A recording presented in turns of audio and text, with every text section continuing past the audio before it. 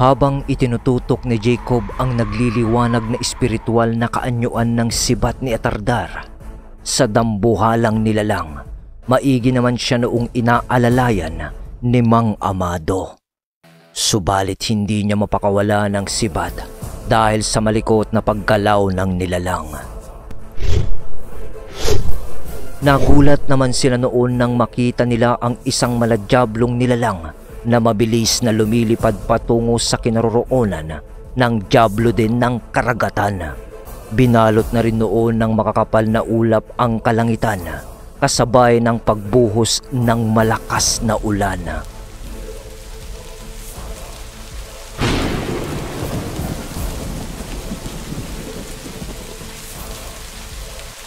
Habang nangyayari naman ang mga kaganapang yun, sa likod naman nila ay patuloy pa rin ang pakikipaglaban ng mga engkanto at ng mga gabunan ni Mang Amado.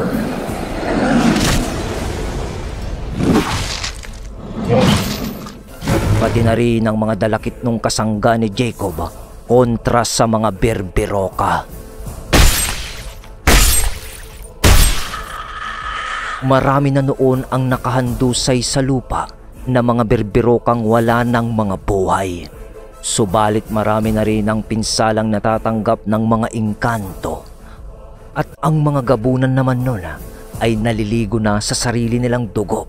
Subalit di yun naging hadlang para sa kanila upang kalabanin ng mga berberokang mga walang takot kung mamatay. Samantala, nang makalapit na noon si Sed sa dambuhalang nilalang, agad nitong iwinasiwas ang kanyang mga kadena dito. Nang magawa yun ni Sed, bigla na lang lumaki at humaba ang dulong bahagi ng mga kadena niya noon. At kaagad na pinuluputan nito ang malaking nilalang.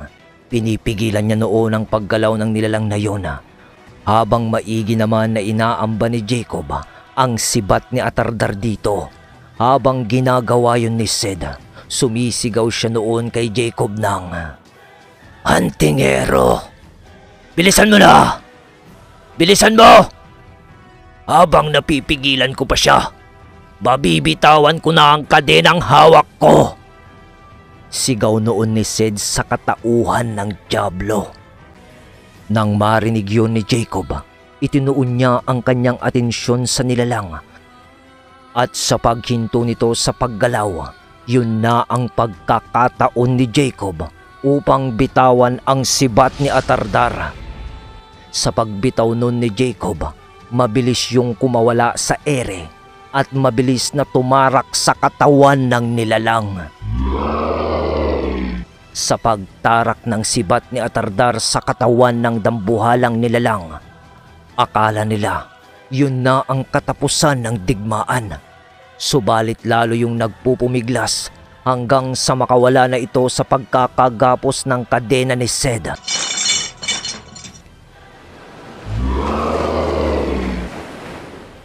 At kaagad na nagaangil ng malakas. At kahit hirap na yon sa paggalaw, dahil sa sibat ni Atardar na nakatarak sa katawan nito, pilit yung nagbuga ng tubig patungo kina Jacob at Mang Amado. Ngunit bago pa man yung tumama sa dalawa, mabilis namang kumilos nun si Sed upang sanggahin ang bagay na yun sa pamamagitan ng mabilis niyang pagpapaikot ng kanyang kadena habang nagwiwika ng, "Kung may alam pa kayong mga dasal na sa tingin nyo ay magagawang talunin ng dyablo ng karagatan, ay gawin nyo na habang kaya ko pang lumaban. Mahina na ang katawan ng kaibigan mo, Jacob. Di magtatagal ay masusunog na ang kanyang kaluluwa dahil sa aking pangingibabaw sa kanyang katauhan.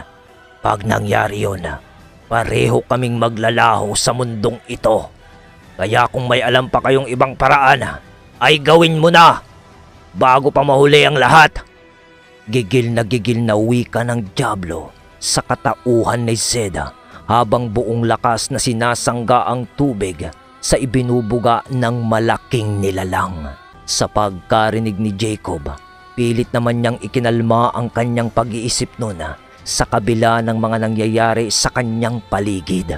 Nang mapansin naman yun ni Mang Amado, habang nakahawak siya noon sa likod ni Jacob, nagwika siya noon ng, "Iya! Ang 7 banal na espada ng kalangitan!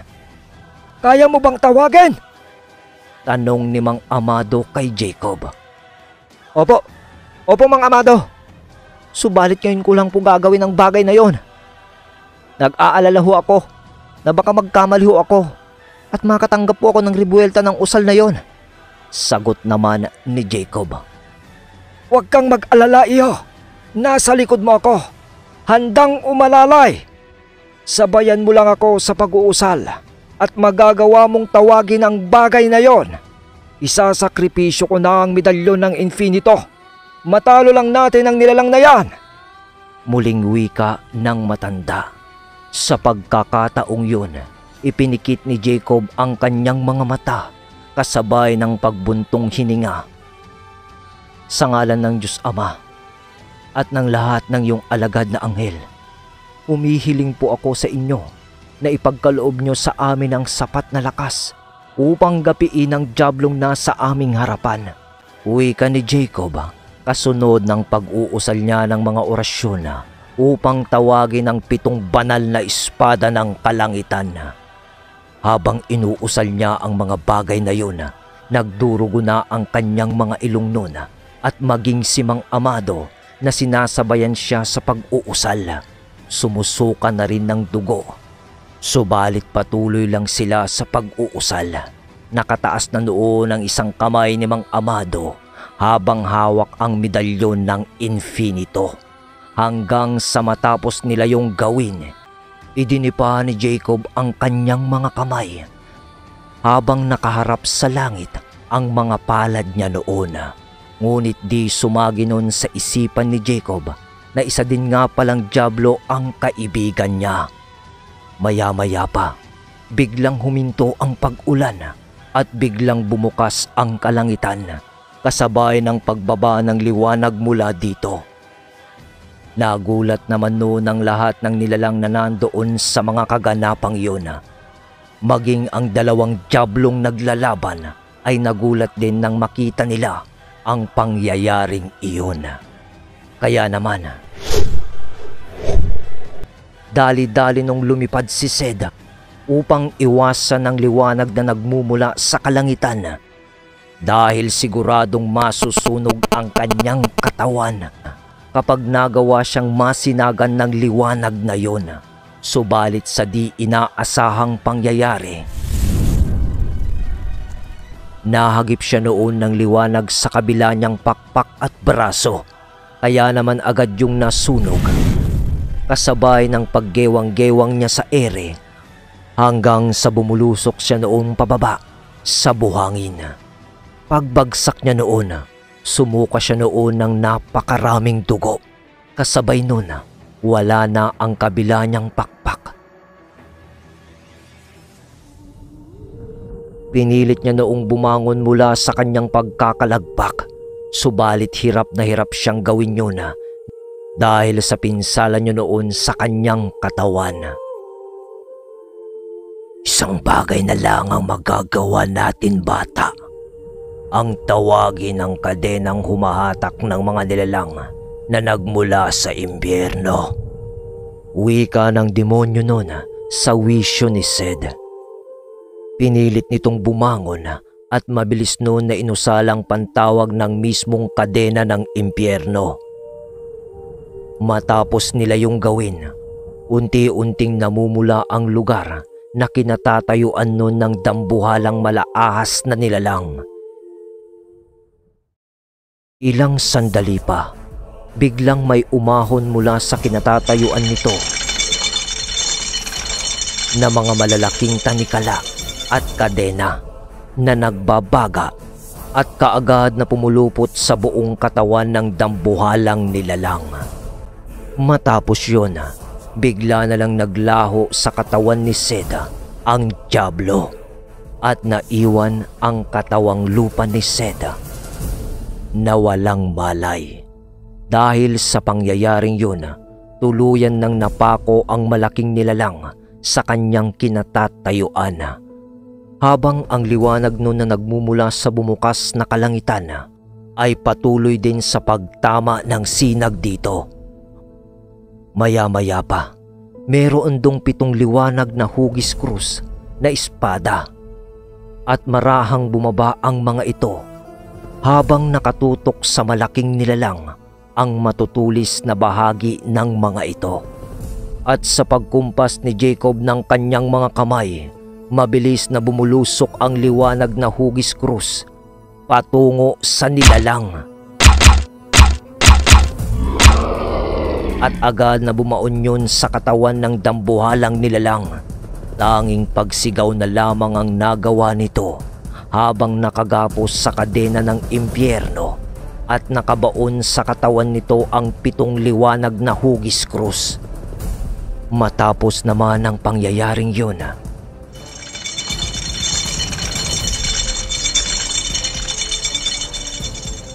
dahang-dahang hinila ng kadena ng impyerno ang katawan ng dambuhalang nilalang pabalik sa purgatorio. Sa tuluyang paglaho ng dambuhalang nilalang sa paligid, naiwan noon ng mga birbirokang gulat na gulat sa mga nangyari. Habang sina Jacob at Mang Amado noon ay unti-unti nang nawawalan ng malay. Dahil sa sobrang pagod at pagkaubos ng kanila noong enerhiyang pisikal at espiritual. Mabilis naman silang tinungo nun, pati na rin si Sed, ng mga gabunan upang protektahan laban sa mga berbirokang naiwan sa paligid.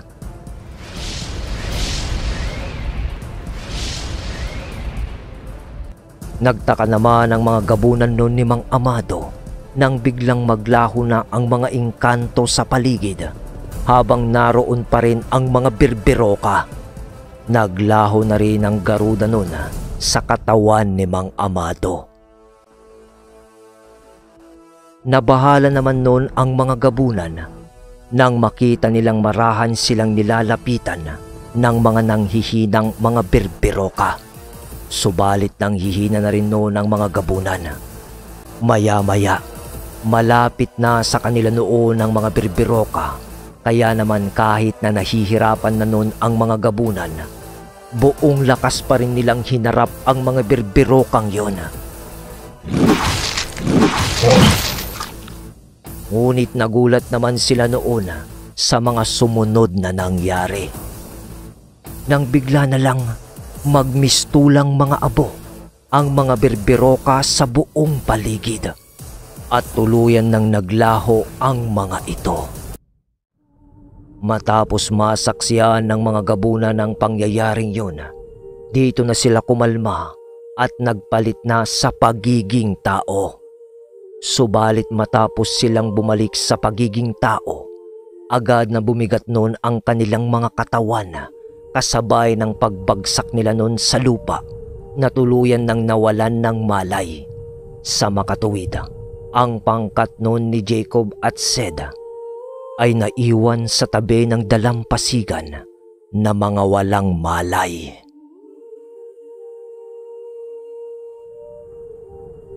Natapos na nga ang pakikidigma nila sa lehyon ng mga demonyo ng karagatan. Gamit-gamit ang mga abilidad nila noon na di nila akalain na magagawa nila ng sandaling yun ng digmaan. Sa mga kaganapan ng kababalaghan sa mundong ibabaw. Kinaumagahan, natagpuan na lang nila ang kanilang mga sarili na nakahandusay sa tabi ng dalampasigan. Naunang nagising noon si Jacob dahil sa sikat ng araw at tilamsik ng tubig mula sa hampas ng alon sa pampang ng dagat. Agad siyang bumangon noon at doon niya naramdaman ang labis na panghihina noon ng kanyang pangangatawan. Ganon pa man ay pinilit niyang makabangon noon upang gisingin ang kanya noong mga kasama. Ang una niya noong ginising ay si Mang Amado na nasa kanyang tabi. Kasunod ay si Sed ang sunod niyang nilapitan upang gisingin. Nanlumo naman siya noon nang makita niya ang kalagayan nun ni Sed. Sunog na sunog ang kabila nitong braso. Napaiyak siya noon habang ginigising niya ang kanyang kaibigan. Pagbangon ni Sed, agad naman siyang niyakap ni Jacob. "Salamat pre, at nagising ka. Akala ko, wala ka na rin eh. Pasensya ka na pre ha. Di ko nagawang paalalahanan ka nung sandaling humingi ako ng tulong mula sa itaas. Kaya pati ikaw ay nadamay sa sinag ng liwanag mula sa kaitaasan." Uwi ka ni Jacob habang tumutulo ang luha sa kanyang mga mata. "Huwag mo nang alalahanin yun pre. Ayos lang ako. Ang mahalaga, natapos na natin at napagtagumpayan ang misyon na inatang sa atin," sagot ni Sed. Subalit natigilan siya noon nang bigla niyang maalala si Tandang Augusto.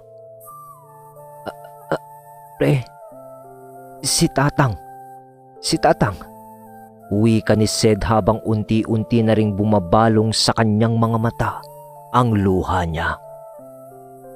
Sa pag-uwi ka nun ni Sed, pilit naman siya noong tumayo na kaagad naman siyang inalalayan ni Jacob para makatayo ito.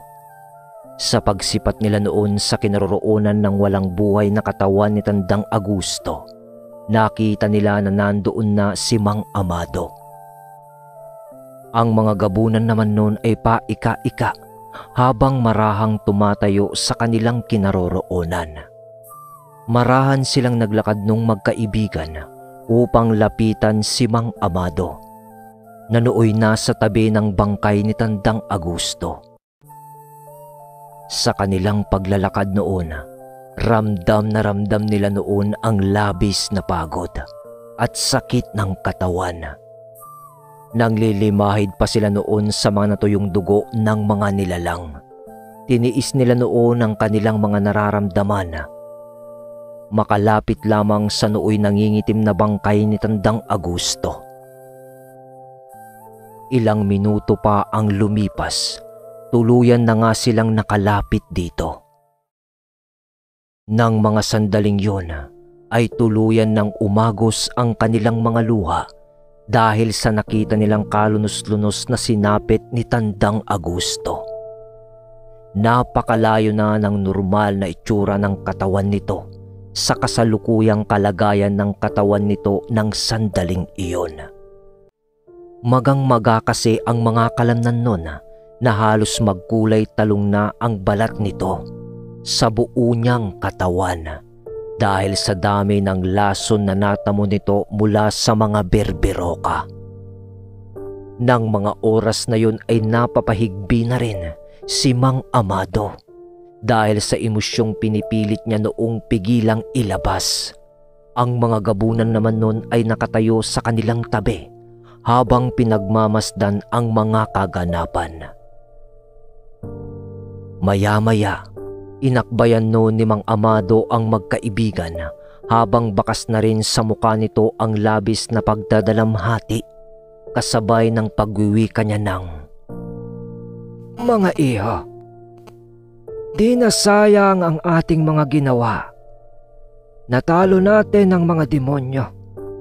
Ang masakit nga lang ay wala na ang nag-iisa kong kaibigan na si Augusto. Isa siyang mabuting tao. Bagaman mula sa kadiliman ang mga aral niyang tangan, ginamit niya ito upang tayo ay samahan sa laban sa kampo ng mga kadiliman. Wala na tayong magagawa. Nangyari na ang lahat. Di na natin maibabalik pa ang buhay ni Augusto. Alam kong napalapit na rin kayo sa kanya. Ngunit ang tanging magagawa na lang natin ay ipagdasal ang kanyang kaluluwa na naway gabayan ng Amang may likha." Bahaw na tinig ni Mang Amado dahil sa pumapatak na rin ang mga luha nito sa mata. Maya-maya pa ay ibinalot na nila sa telang ipinakuha ni Mang Amado sa isa niyang gabunan ang katawan ni Tandang Agusto. At agad na pinagtulungan nilang dalhin sa kubo. At doon ay inilapag nila ang katawan nito sa papag ng kubo. Inusalan nila ang katawang lupa nito upang sa ganon ay matahimik ang kaluluwa nito at hindi mahirapang maglakbay patungo sa ikalawang mundo. Nang araw na yun ay buong araw silang nagpahinga upang sa ganon ay makabawi sila sa lakas na nawala sa kanila dahil sa matindi nilang pakikidigma laban sa mga berberoka at pinuno nito. Pagsapit noon ng kinabukasan, nakapaghukay na si Mang Amado at ng kanyang mga gabunan ng butas na paglilibingan ng katawan ni Tandang Agusto. Ilang oras pa ang lumipas ay inilibing na nga nila ang katawan nito. At sa kahuli-hulihang pagkakataon ay muli silang nagpaalam kay Tandang Agusto. Habang nasa harapan sila ng puntod nito, di mapigilan ng magkaibigan nun ang kanilang mga luha. Dahil sa naaalala nila ang minsang pagsasama nila ng matanda. Muli nila noong ginunita ang mga sandali habang sila nooy magkakasama pa. Kulitan, mga payo ng matanda, minsan nag-aasaran pa sila. Ngunit ang hinding-hindi nila noon makakalimutang magkaibigan ay nung minsan silang iligtas ni Tandang Agusto mula sa kamatayan. Noong mga panahong nakidigma sila sa angkan ng mga harimudon.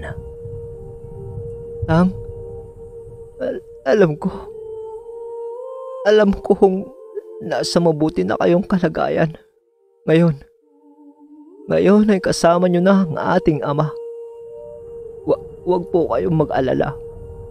Mananatili ho kayo sa aming mga puso at isipan.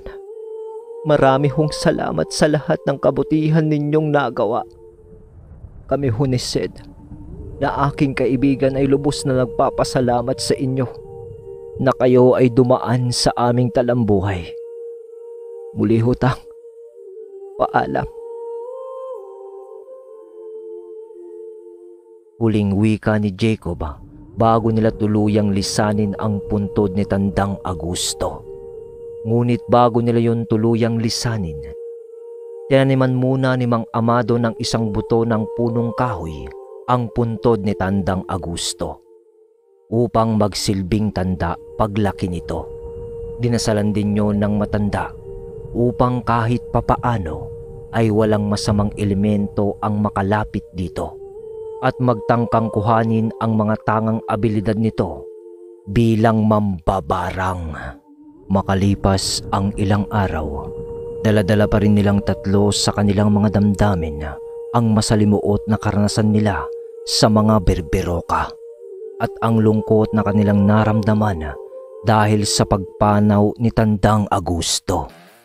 Ngunit ganun pa man, pinilit nila ang kanilang mga sarili na umahon mula sa kalungkutan. Iwinaksi nila noon sa kanilang mga isipan ang kinahinatnan ng matandang mambabarang. Nang tuluyan na sila noong makabawi ng kanilang mga lakas at gumaling mula sa mga pinsalang natamo nila, nagpasya na rin sila noong magpaalam kay Mang Amado. Mang Amado, di na ho kami magtatagal dito sa lugar nyo. May pamilya rin ho kasi kami na naghihintay sa amin, sa aming bayang Sinilangan. Pero marami hong salamat, Mang Amado, na nakilala namin kayo. Isa hong karangalan para sa amin na nakasama ho namin kayo sa isang labanan at naging parte ng kwento ng aming mga buhay. Di ho namin kayo makakalimutan.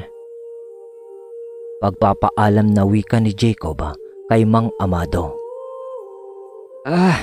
Sige mga iyo. Mag-iingat kayo. Lubos din akong nagpapasalamat sa inyo sa malaking tulong na inyong nagawa upang gapiin ang mga demonyong minsang nanalasa dito sa aming lugar. Sige na mga iho. Muli, mag-iingat kayo. Hanggang sa muli nating pagkikita. Tugon naman ni Mang Amado kay Jacob habang marahang lumapit sa dalawa at yumakap. Matapos yon, tinapik sila ni Mang Amado noon sa kanilang mga balikat, hudyat ng pagpapaalam.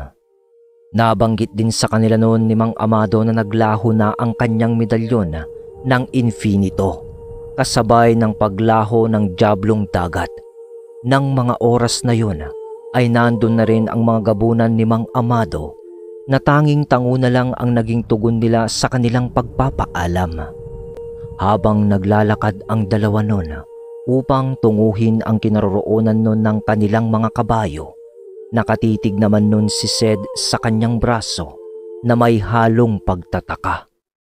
Kasi bagaman na nakikita niyang medyo sunog ang braso niya noon, di siya nakakaramdam ng kahit anong sakit o hapdi man lang. Bagaman nagtataka ay ipinagsawalang bahala niya na lamang yun nang matuon ang kanyang atensyon nang tawagin siya ni Jacob dahil sa nauna na yon sa kanilang paglalakad. Kaagad siya noong kumuha ng isang tela sa sisidlang kanyang dala at ipinulupot niya yon sa kanyang braso. Matapos yon ay mabilis na siya noong naglakad upang humabol kay Jacob. Pre, hintay! Sigaw pa niya noon. Nang marating na nila noon ang kinaroroonan ng kanilang mga kabayo, nagtaka naman sila dahil sa dadalawa na lamang ito, wala na ang kabayong sinakyan noon ni Tandang Augusto. Kaya naman pumasok noon sa kanilang isipan ang isang ideyang na baka ang itim na tikbalang noon ang ginamit ni Tandang Augusto bilang gawing kabayo. Kahalintulad kasi ng kulay ng itim na tikbalang noon ang kulay ng kabayong minsan sinakyan ni Tandang Augusto. Kaya naman ay sumakay na lang sila noon sa kanilang mga kabayo upang mag-umpisa ng muli sa kanilang paglalakbay, pabalik ng kanilang mga tahanan. Mahaba-haba din kasi ang araw na kanilang gugugulin para sa kanilang pag-uwi. Maaaring abutin sila noon ng ilang araw o kaya naman ay ilang linggo para lang marating ang bayan ng Sagay.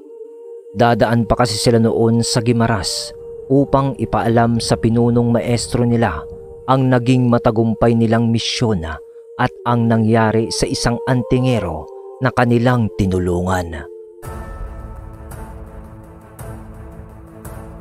Makalipas ang isang linggo ng kanilang paglalakbay, muli ay narating na nila noon ang isla ng Guimaras. Kaagad nila noong tinungo ang baryo kung saan namamalagi ang iba pang mga antingero kasama ng pinunong maestro. Nang marating nila ang baryo, buong galak naman silang sinalubong ng mga ito. 2 araw lang sila doon dahil sa labis na ang nararamdamang saya at pangungulila nun ni Zeda na muli niyang makapiling noon ang kanyang pamilya. Sa 2 araw nila noon na pananatili sa baryo, doon ay inilahad ni Jacob ang buong pangyayari sa kanilang mga misyong ginawa. Magkahalong lungkot at tuwa naman noon ang kanilang naramdaman sa mga inilahad na kwento ni Jacob. Tuwa para sa tagumpay at lungkot naman para sa mga nilalang na nagbuwis ng buhay sa pakikidigma at sa buhay ng isang antingero na kasapi nga ng kanilang samahan. Nag-alay silang lahat noon ng panalangin para sa kaluluwa ni Tandang Augusto upang sa ganon, kahit na nasa kabilang buhay na ito, na ipapakita pa rin nila na di nila ito makakalimutan.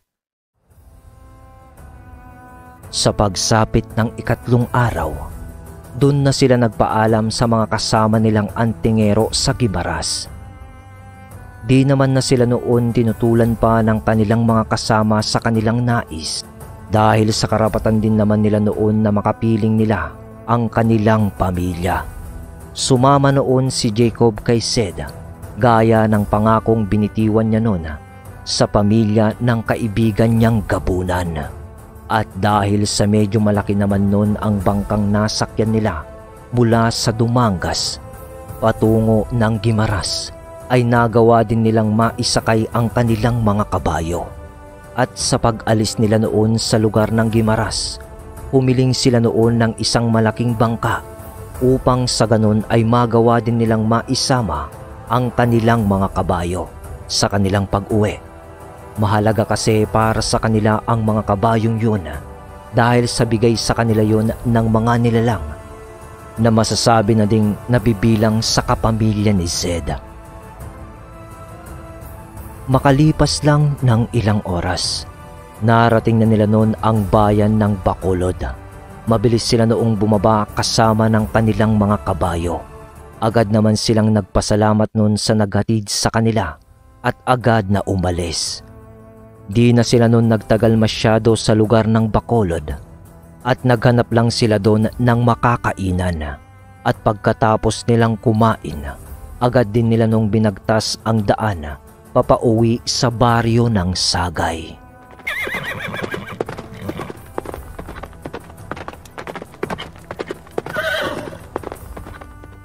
Ilang oras pa ang lumipas, magbabandang hapon na noon nang makatungtong sila sa baryong sakop noon ng Silay. Doon ay huminto muna sila ng panandalian para naman kahit papano ay makapagpahinga sila at ang mga hayop nilang sinasakyan sa paglalakbay. Humingi sila noon ng tubig na maiinom para sa kanila at para sa mga kabayo nilang dala. Wala kasing malapit na sapa doon sa lugar, kaya't nanghingi na lang sila sa mga taong nakatira doon sa baryo. Di naman sila pinagdamutan ng mga ito. May nag-abot pa nga sa kanila noon ng makakain na labis naman nilang ipinagpasalamat. Wala naman silang naaamoy at nararamdamang kakaiba doon sa baryo. Kaya di na nila pinili pang magtagal doon. Kaya kahit medyo may kadiliman pa noon ang paligid, ipinagpatuloy pa rin nila noon ang kanilang pagbagtas ng daan.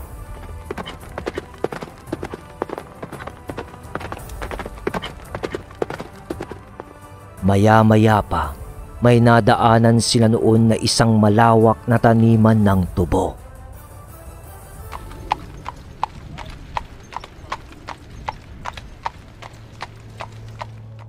Pagpasok nila sa lugar na yun, dito na sila nakaramdam ng mga kakaibang presensya ng mga nilalang na umaaligid sa tubuhan. Di man nila nakikita ang mga ito, pero alam nila sa kanilang mga sarili na isang uri yun ng aswang. Habang marahan nilang pinapalakad ang kanila noong mga kabayo, pasipol-sipol pa nun si Zed.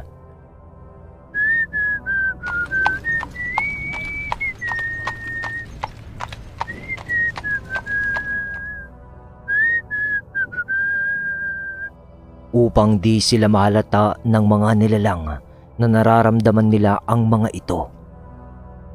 Ilang minuto pa ang lumipas noon meron silang nakasalubong na isang matanda at sa ayos ng paglalakad nito halatang nagmamadali ito. Patakbo na kasi ang paglalakad ng matanda na tila ba hinahabol ito ng kung ano.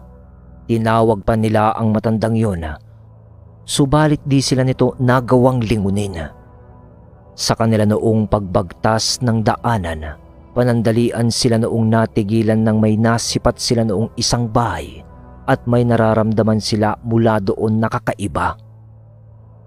Itinali muna nila ang kanilang mga kabayo noon sa may madamong parte para manginain ang mga ito. Sila naman ay umupo muna sa isang tumbang kahoy habang nakaharap sa bahay na mayroong kakaibang presensya silang nararamdaman. Makalipas ang ilang minuto, muli nila noong nasipat ang matanda na kanilang nakasalubong kanina lang na mayroon ng kasamang dalawang tao, isang lalaki at isang babae. At base sa kanilang pagmamasid, sa tingin nila ay mag-asawa o magkapatid ang kasama ng matanda.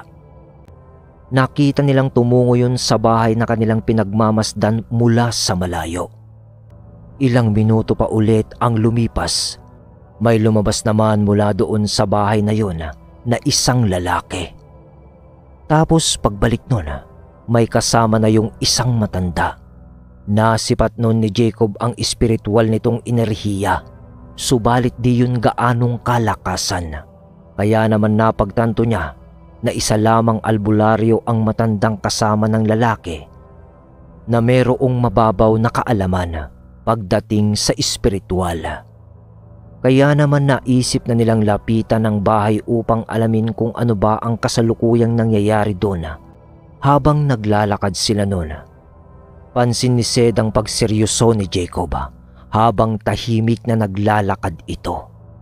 Pansamantala muna nila noong iniwan ang kanilang mga kabayo sa lugar kung saan nila ito itinali.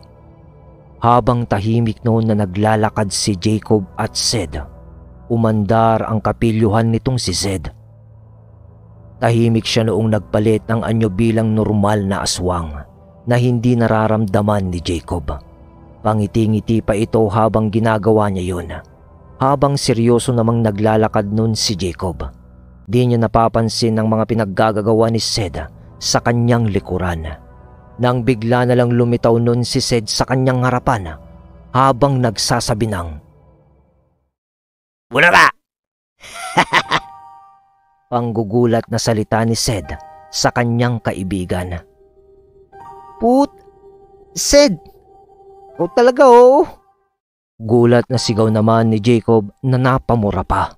Sabay hagalpak ng tawa ni Sed.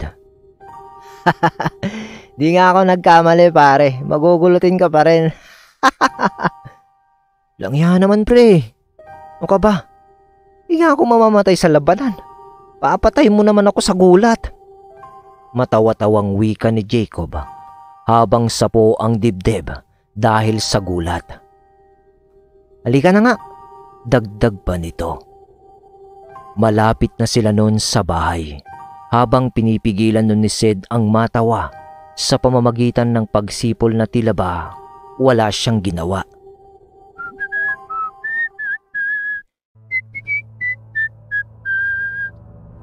Tunog ni Sed. Nang marating na nila noon ang bakuran ng bahay, napansin pa nila noon ang pagsilip ng mga tao sa loob ng bahay. Di na nila yon pinansin pa at walang pag-atubiling pumasok sa bakuran ng tahanan. Agad sila noong kumatok. Di naman sila nabigo dahil sa agad din sila noong pinagbuksan ng isang matanda at agad silang pinatuloy sa pag-aakala ng mga ito na sila ay mga ordinaryong mga tao lamang. Pagpasok nila noon ng tahanan, tumambad sa kanila noon ang mga tao na naroon na sinusubukang gamutin ang isang batang babae na nakahiga sa isang papag at inaapoy ng lagnat. Agad na napansin ni Jacob ang marka ng aswang sa batang babaeng yun. Kaya naman ay nagpresenta na siya sa mga tao sa bahay na siya na ang gagamot sa karamdaman ng batang yun. Marahan niya yung nilapitan at agad na umusal ng mga orasyon upang burahin ang marka ng aswang sa bata. Madali lang naman niya yung nagawa dahil sa malalakas na tangan niyang abilidad.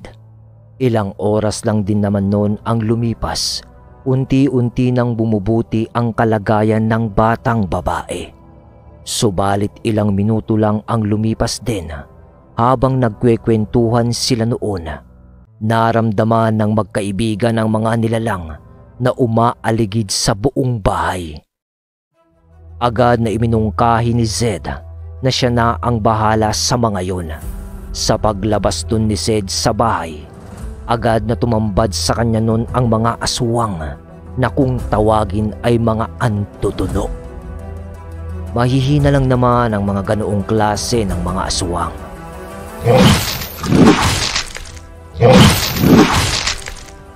Kaya't sa paglalaban ni Sed at ng mga aswang na yun, ay madali lang namang nagapi yun ng gabunang si Sed. Tuluyan na ngang naging maayos ang kalagayan ng batang babae na ginamot ni Jacob. Labis-labis naman noon ang pagpapasalamat na ginawa ng pamilya nito sa kanila. Inaabutan pa sila ng mga ito ng salapi bilang parte ng pagpapasalamat ng pamilya ng batang babae. Subalit mariin naman nila yung tinanggihan. Pagsikat ng haring araw ng mismong araw na yun, nagpaalam na rin naman sila noon sa pamilya na kanilang tinulungan. Nagpatuloy na silang muli sa pagbagtas ng daan papauwi sa kanila hanggang sa marating na nila ang kabundukan sa bayan ng Silay. Masaya pa sila noong nag-uusap habang marahang pinapalakad ang kanilang mga kabayo.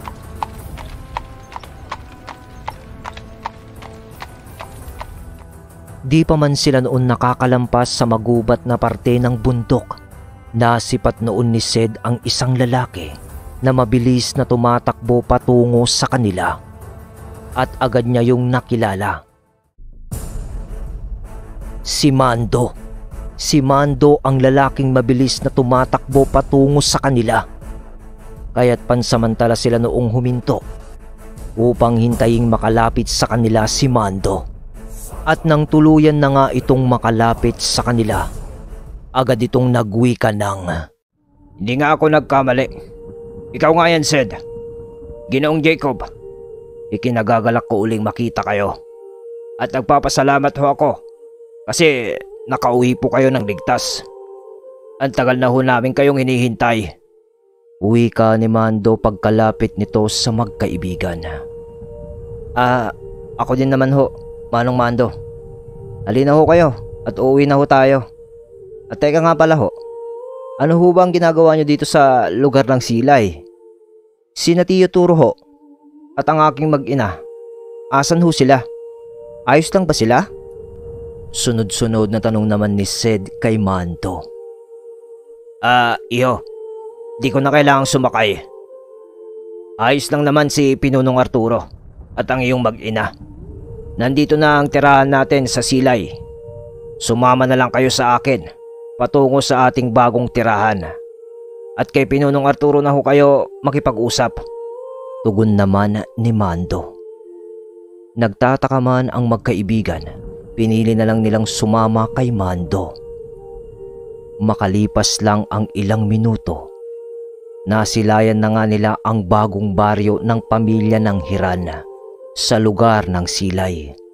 Agad na gumuhit noon sa pagmumukha ni Sed ang isang napakalaking ngiti nang muli niyang masilayan ang kanyang buong pamilya.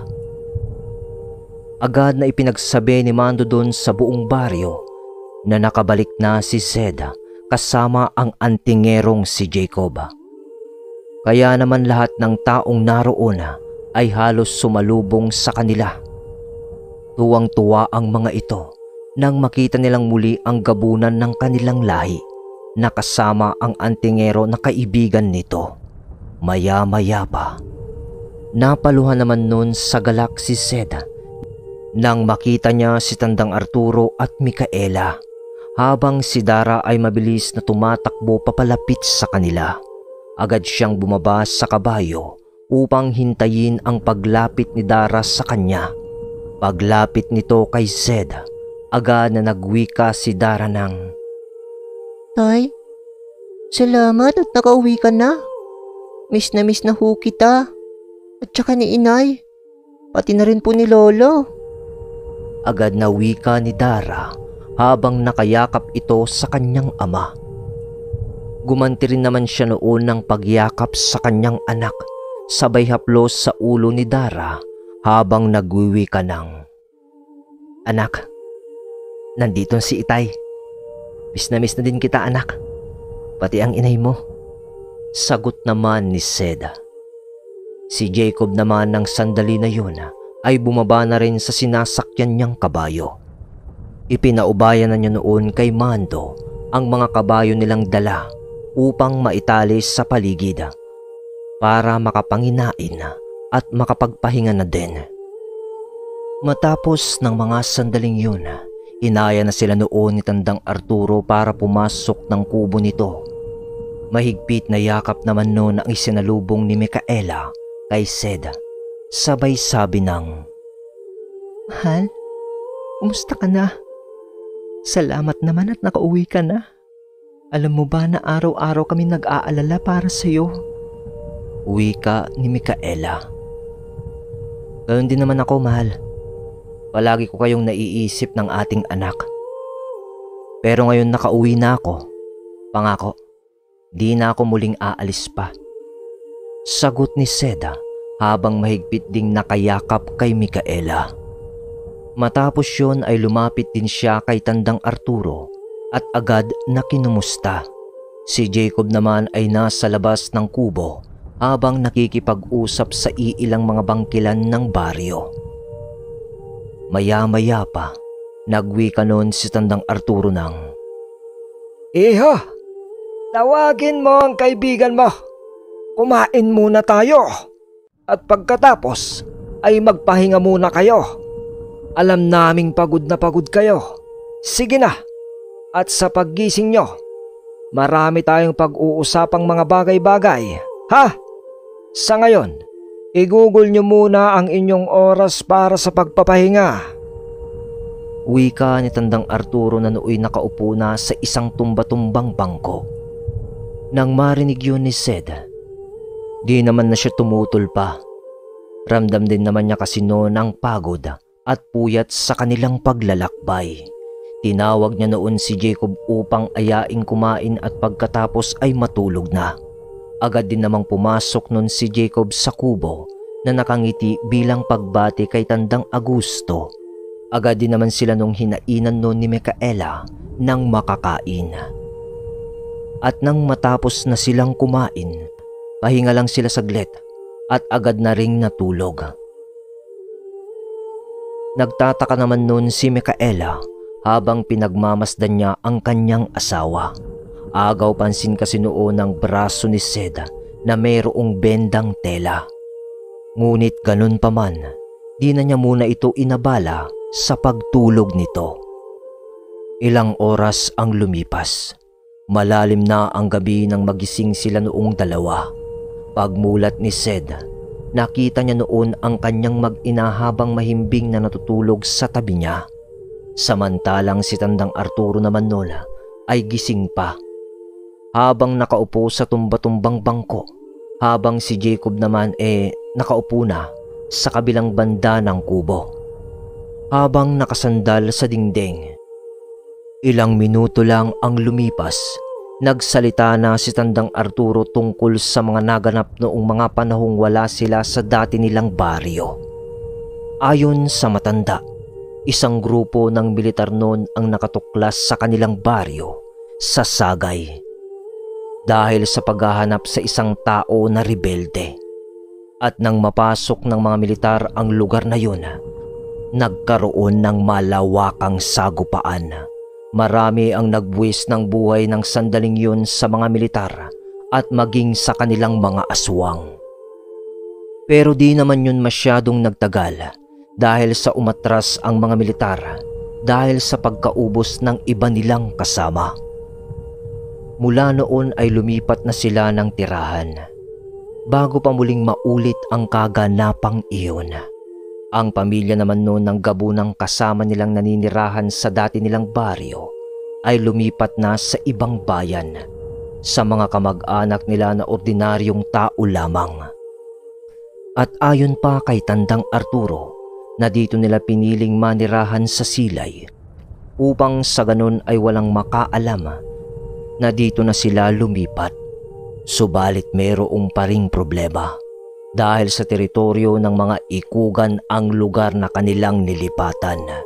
Nakikipagkasundo sila sa mga ito, subalit ayaw pumayag ng mga ikugan na dun sila manirahan. Halos 1 linggo pa lang naman sila doon. Balak din sana nilang lumipat muli. Subalit wala na silang alam na lugar na mapaglilipatan. Dahil kung sa ibang lugar sila pupunta, baka mas marami pa ang kanilang maging kalaban na ibang uri ng aswang. Kaya naman pinipilit nila makipagkasundo sa mga ikugan upang doon manirahan. At nga pala mga iho, ang gabing ito ang huling palugit ng mga ikugan sa atin upang umalis dito sa lugar. Di ko nga alam kung ano ang gagawin. Sa oras na pumunta ang mga yun dito at sapilitan tayong palayasin dito sa lugar, wala na akong alam na ibang lugar na pwede nating malipatan. Huling wika ni Tandang Arturo habang halata sa pagmumuka nito ang panlulumo. Habang nagaganap ang kanilang pag-uusap nun, bigla naman sila noong natigilan nang makarinig sila ng mga pagkaluskos sa paligid at mga pagkabali ng mga iilang sanga ng puno sa buong paligid. Maya-maya pa, naramdaman na nila ang mga nilalang na umaaligid sa paligid. Mga iho, sila na yan. Nandito na sila. Maikling wika ni Tandang Arturo. Ay, pare, mukhang di pa tapos ang ating pakikidigma. Wika ni Sid kay Jacob. Oo nga pre, pero ayos lang. Madami na tayong napagdaanan at malalakas na nakalaban. Ito pa kayang mga ikugan na to? Iilan lang naman sila sa baryong to. Minsan ko nang nakita ang lungga nila. Di bale? Manong Turo, kami na ho ang bahala sa kanila. Kailangan lang ho namin ang ilan sa mga mandirigma nyo para mas mabilis nating maresolba ang kasong to. Wika ni Jacob kay Tandang Arturo, kasabay ng pagtango ni Sed bilang pagsang-ayon sa sinabi ng kanyang kaibigan. Di naman na tumutol si Tandang Arturo noon paglabas nilang dalawa sa kubo. Dito nila naramdaman ang mga presensya ng ibang lahi ng aswang sa paligid. Kaya naman nagpalit kaagad ng anyo si Sed bilang ganap na gabunan.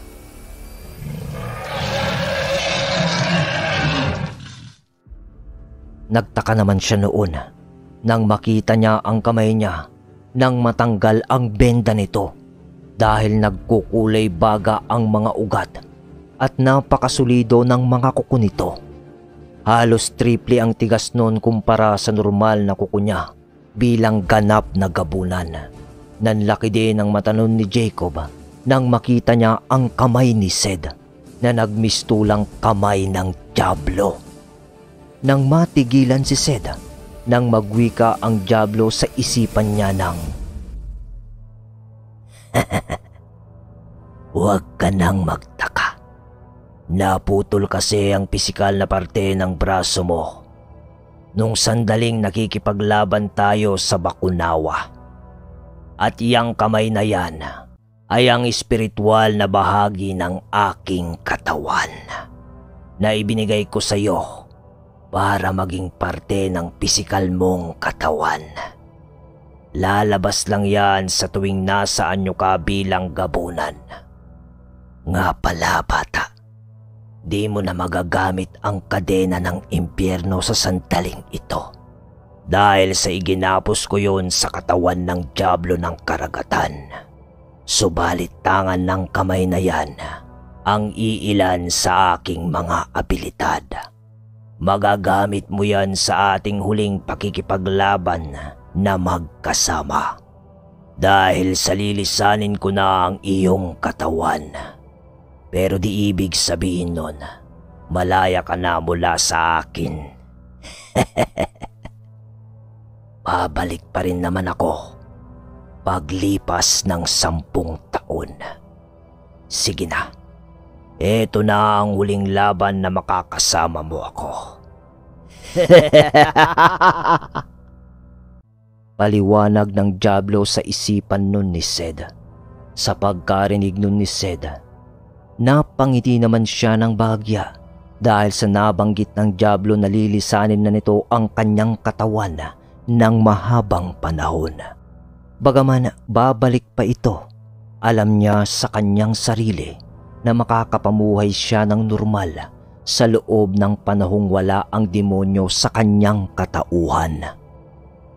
Natuon naman ang atensyon niya noon kay Jacob nang tapikin siya sa balikat nito at sinabing maghanda na para sa laban na kanilang haharapin. Pre, tawagin mo na ang mga mandirigmang bangkilan nyo dito. Lalabasin na natin ang mga ikugan na yan para matapos na tayo sa pakikipaglaban. Uwi ka ni Jacob kay Sed. Sa pagkarinig nun ni Sed,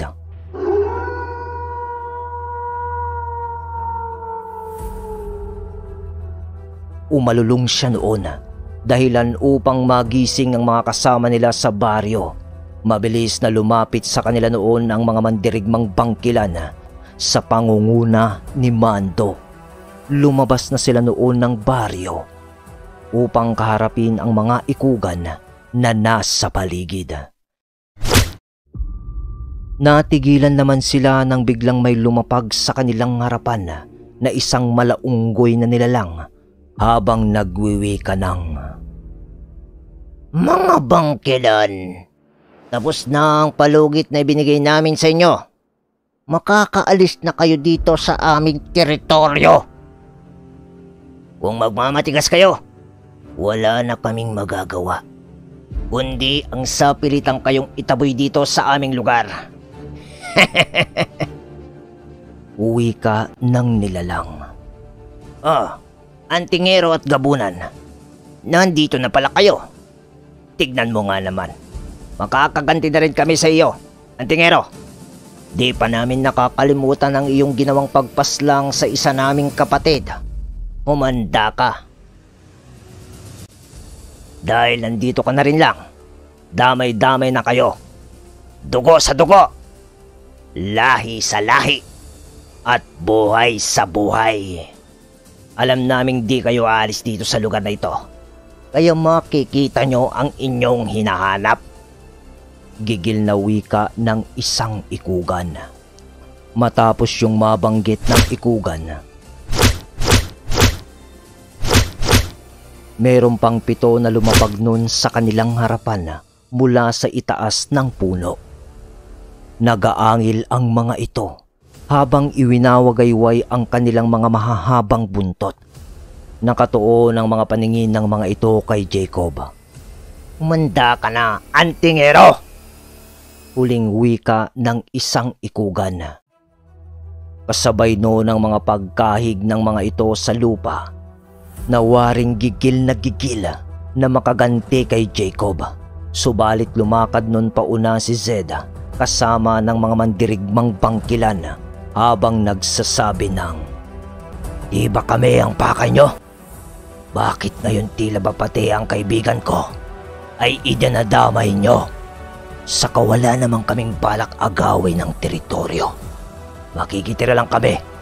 Pero kung ayaw nyo, wala na kaming pagpipilian.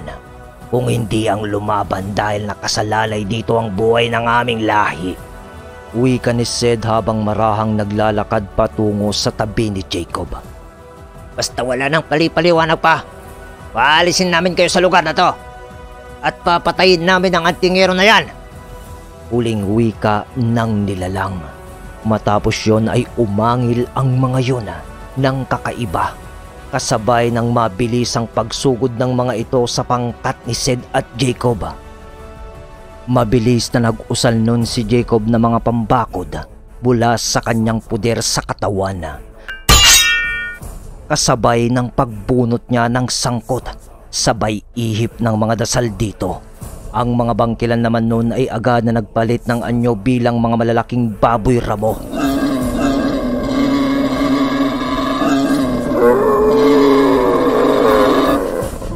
Si Sid naman ng mga sandaling yun ay nasa kaanyon na bilang gabunan. Mabilis din itong lumipad pasalubong sa mga ikugan. Kasunod ng mga bangkilan at ni Jacob.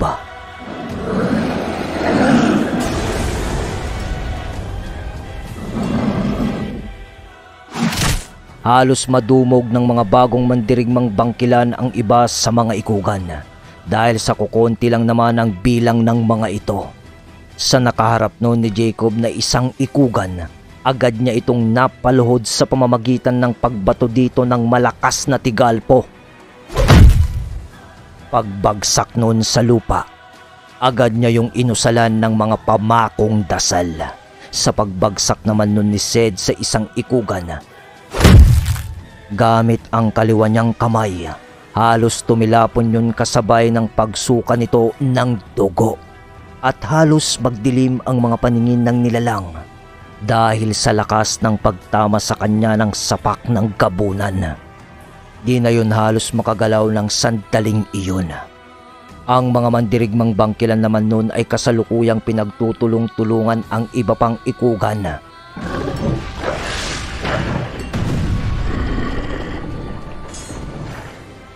Subalit kahit na marami ang bilang ng mga bangkilan nun, ay nagagawa silang maibalibag ng mga ito. May mga iilan noon na mga bangkilan ang nakahiga na lamang sa lupa dahil sa lakas ng pagkakahampas sa kanila ng mga ikugan. Nang masipat yun ni Sed, mabilis niyang tinungo ang mga ito upang tulungan. Si Jacob naman noon ay di na sinubukan pang tumulong dahil sa alam niyang yakang-yaka na yon ni Sed. Nagmamasid na lamang siya noon sa kaganapan habang nakatungtong ito sa dibdib ng isang ikugan na kanyang ipinako sa kinaroroonan nito. Ipinako na rin niya noon ang isa pang ikugan na nakatikim ng sapak mula kay Sed. Sa paglapit nun ni Sed sa kinaroroonan ng iba niyang mga kasama habang kinakalaban ang ibang ikugan, nang papalapit na ito sa isang nilalang, nakikita pa niya noon ang pagbalibag nito sa isang bangkilan, dahilan upang sumuka yun ng dugo. Nang medyo malapit na siya noon sa ikugan, agad niyang inambahan yun ng pagsapak na di naman napansin ng ikugan. Nagulat na lang yun na malapit nang tumama ang pagsapak sa kanyang pagmumuka mula kay Sed. Pagtama ng sapak nun ni Sed sa isang ikugan, halos mangalas lahat ng ngipin nito dahil sa puwersa ng pagsapak ni Sed. Nawalan agad ng malay yun pagbagsak sa lupa habang nakatirik pa ang mga mata. Lahat ng mga ikugan sa paligid ay nakatikim ng mga malalakas na pagsapak mula kay Sed na naging dahilan upang matigilan ang mga ito sa pakikipaglaban. Habang gulat na gulat sa mga nangyari, di nila kasi akalain na mas malakas na ang gabunan na si Sed kumpara sa kanila. Kung nung una ay nagawa nilang matapatan ang lakas ng gabunan, ngunit sa pagkakataong yun ay halos wala silang magawa. Dahil sa isang atake lang nitong ginagawa ay halos mga tugna ang mga tuhod ng mga ito. Maya-maya pa, lumapit na nun si Sed sa isang ikugan na may pakana ng lahat ng yun. Hinawakan niya ito sa ulo at nagtatangka na siyang wakasan ang buhay nito nang bigla naman siyang matigilan nang makarinig sila ng pag-atungal at malakas na yabag mula sa kakahuyan sa bahaging yun ng lugar. Ilang saglit lang ay biglang bumungad sa kanila ang isa pang uri ng aswang na amumongo na nagpalit din ng kaanyuan sa pagiging tao at agad na nagwika ng, "Gabunan, itigil mo yan. Huwag mo silang paslangin. Pasensya na kayo." Agad na wika ng isang matandang amumongo na lumitaw sa nagaganap na labanan. "At kayo naman mga inutil na ikugan, huwag nyo nang sayangin ang pagkakataong mabuhay na ibinigay sa atin ng antingerong si Mirno. Nasisiraan na ba kayo ng bait?" Dagdag pa na wika nito sa mga ikugan. "Amang Tadloy!" Wika ng isang ikugan matapos nitong makita ang amumongong matanda. "Oo, ako nga. Di nyo ba alam na ang nasa harap nyong gabunan at antingero ay ang napapabalita na maraming inubos na lahi ng mga aswang mula sa mga karatig lugar natin? At kasapi ang mga yan ng grupo ni Mirno na lumilipol sa iba nating mga kauri. Matagal na panahon na ang lumipas. Mabuti at inabutan ko pa kayong buhay sa lugar na ito. Huwag nyo na silang gagambalain pa. Di rin naman nila kayo ginagambala, di ba? Di naman nila kayo inaagawan ng teritoryo. Sa halip ay nakikitira lang sila. At anuman ang kasalanan ng antingerong yan sa inyo, ay hayaan nyo na. Kasalanan nyo din naman. Sige na, tayo na. Sumama na kayo sa akin pa uwi. Salaysay pa ng matanda. Nang marinig naman yon ng ikugan, halos masamid ang mga ito dahil sa pagkagulat. Kasunod noon na mabilis na nagsitayo ang mga ito, sabay luhod sa harapan noon ng dalawang magkaibigan. At dahil doon, pinakawalan na ni Jacob ang dalawang ikugan na kanyang ipinako sa mga usal. At ganun din ang ginawa ng mga ito. Nahihirapan man sa paggalaw, pilit yung lumuhod sa harapan nila at pagkatapos humingi ang mga ito ng paumanhin sa kanilang ginawa. Pasensya na kayo, mga Ginoo, sa aming ginawang kapangasan. Di ho namin nakalain na kaanib pala kayo ng samahan ng kagalang-galang na antingerong si Mirdo. Huwag ho kayong mag-alala. Simula ho ngayon, malaya na ho kayong manirahan dito sa aming lugar. At ituturing din namin kayo na mga kaibigan. Wika ng isang ikugan habang nakaluhod sa harapan nila. Ayos lang. Huwag nyo na lang uulitin. Pasensya na rin kayo. Pero di bale, salamat na rin ho sa inyo. Sa wakas ay pumayag na rin kayong manirahan kami dito sa lugar nyo. Sagot ni Sed na nooy nasa anyong tao na. Masaya akong maging kaibigan namin kayo.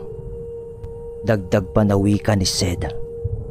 At mula nga ng gabing yun ay malaya na silang nanirahan sa baryo ng Silay kasama si Jacob. Naging matalik din na magkaibigan ang pamilya ng mga bangkilan at ikugan. Nakilala din ang dalawa nun sa mundo ng kababalaghan, sina Cedric at Jacob. Sa pagtagal ng panahon, wala nang naging digmaan pang naganap sa pagitan ng kanilang lahi at sa iba pang angkan ng mga aswang. Pagtungtong naman ni Dara noon sa hustong gulang, ay nang ibang bayan siya upang magtrabaho. At nung magpabinyag siya sa simbahan, ay si Jacob mismo ang naging kanyang ninong. Sa paglipas pa ng mga panahon, tumanda na nga ang magkaibigang antingero at aswang. Ayon sa huling salaysay ni Dara, laging nababanggit sa kanya ng kanyang ama at ninong ang minsang naging karanasan ng mga ito mula noong sila ay mga naging manlalakbay na antingero at aswang.